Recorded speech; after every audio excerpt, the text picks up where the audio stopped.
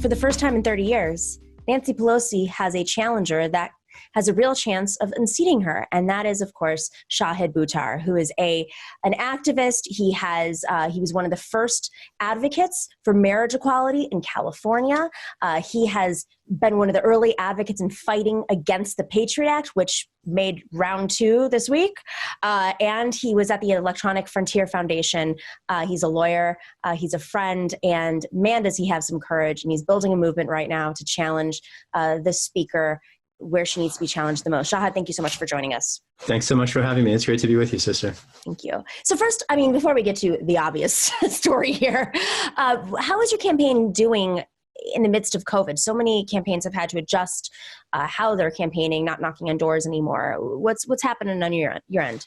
It's definitely forced adjustments, but thankfully we've been in a position to make them.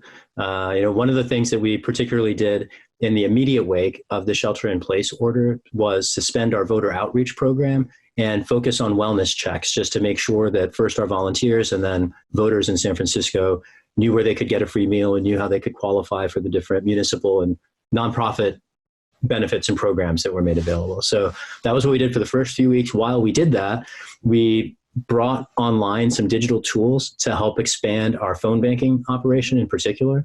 So hundreds of people from coast to coast have been trained on our new phone banking tools in the last 3 weeks. We host training sessions via video conference online every other day. Anybody anywhere can sign up at shahid.fyi/volunteer. That'll jump you straight to the sign up form. And our volunteer coordinators would love to onboard anybody who's interested in helping us flip this seat. We do have a lot of ground to cover, and the pandemic, again, did create some headwind, but I'm grateful particularly for the support of so many people around the country who, particularly using phone banking as a tactic, are helping us stay very active in reaching and identifying new voters. You are running against not only the Speaker of the House, but someone who has endless amounts of money that she can either contribute to her campaign personally or through the decades of donors that she's cultivated. Part of the reason why she came into power was because she had this extensive donor network and legacy relationships from her father, who was, many may not know this, was a congressman in Baltimore. She grew up in politics. She understands power. She understands fundraising, and she knows how to use it against progressives. But you have been able to raise your own money. You have been able to build an incredible coalition. Many folks are afraid of challenging powerful figures like Nancy Pelosi, who proclaims to be a progressive.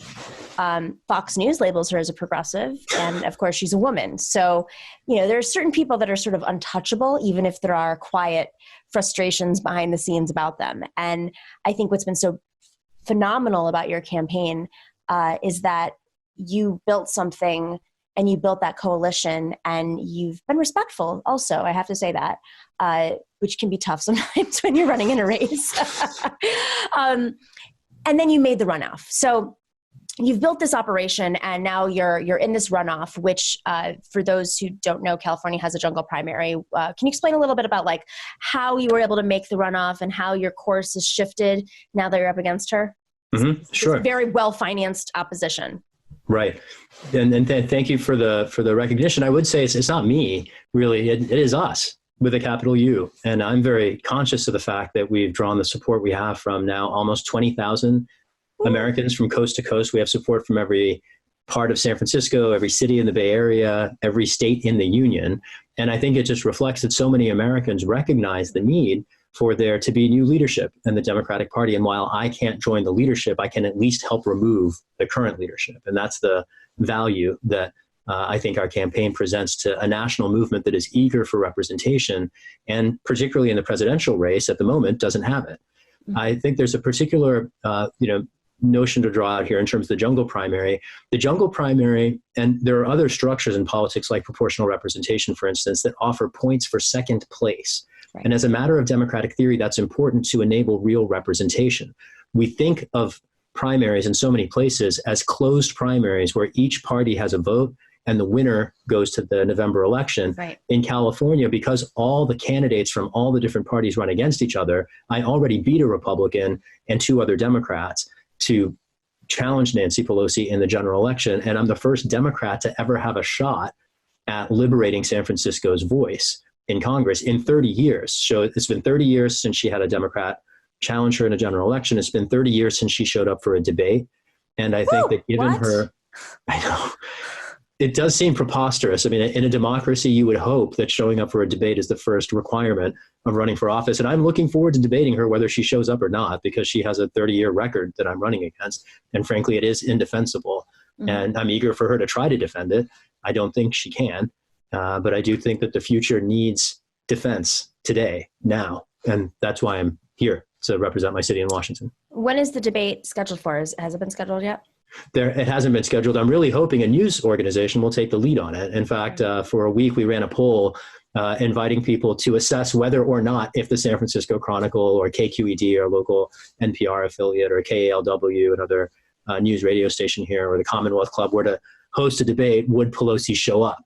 And we do hope that, if our enticement of her to show up doesn't do it, that maybe the shame from the community does it, or alternatively, interest from news organizations in performing their constitutional function of informing the electorate about the choices before us. We do have a real choice in San Francisco for the first time in a generation. And because of who I'm challenging and the role that she plays in Congress, this choice is one that has, frankly, enormous national implications. And as much as I have been dismayed on any number of occasions by the erosion of the institutional capacity of our vaunted free press, I do hope very much that it shows up to perform its constitutional role in our race and giving the electorate a chance to hear about the alternatives before us.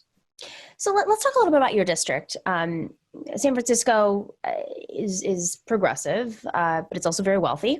And there's a lot. It's becoming one of the most, I believe, income inequality is if not the worst in the country. It's one of the top, 3 cities for income inequality, partly due to the tech sector, probably mostly due to the tech sector.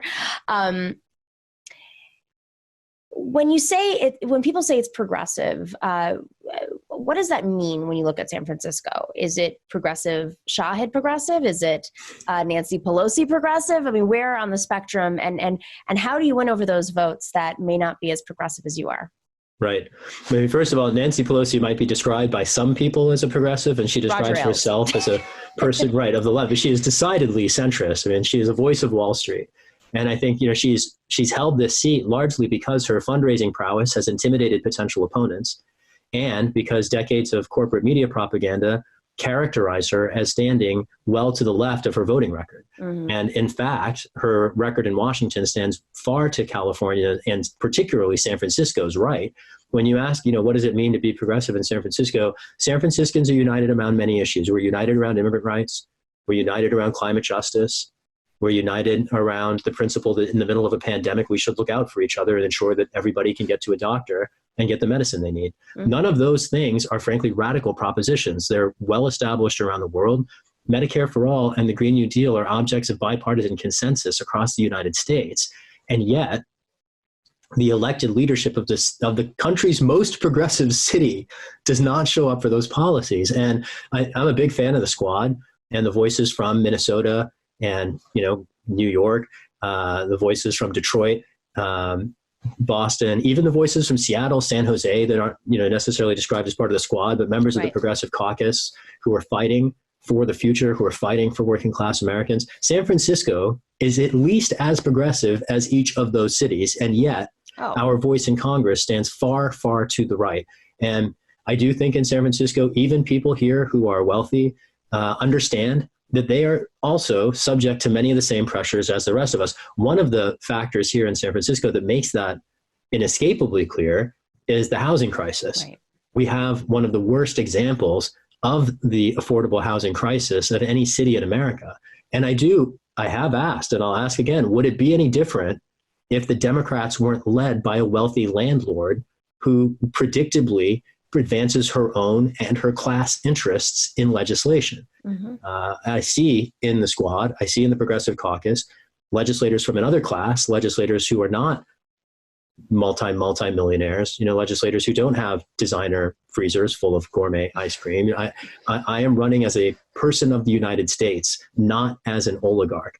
And ultimately, I think this political moment is as much an attempt to vindicate our democracy and recover it in the face of oligarchy Right. as it is a challenge to expand human rights in the face of a failed predatory corporate past. Thank you for watching The Nomiki Show. You can support us on YouTube by clicking subscribe, like, and sharing to get those alerts. And patrons, well, they make this show run on time. So thanks to all of you who have joined our community already. If you like our content and want more, from special segments to interviews and merch, you can join us for as low as $5 a month on patreon.com/The Nomiki Show. I'm spending all of my iced coffee money on other people's shows because I think this is the time that we have to support our independent media.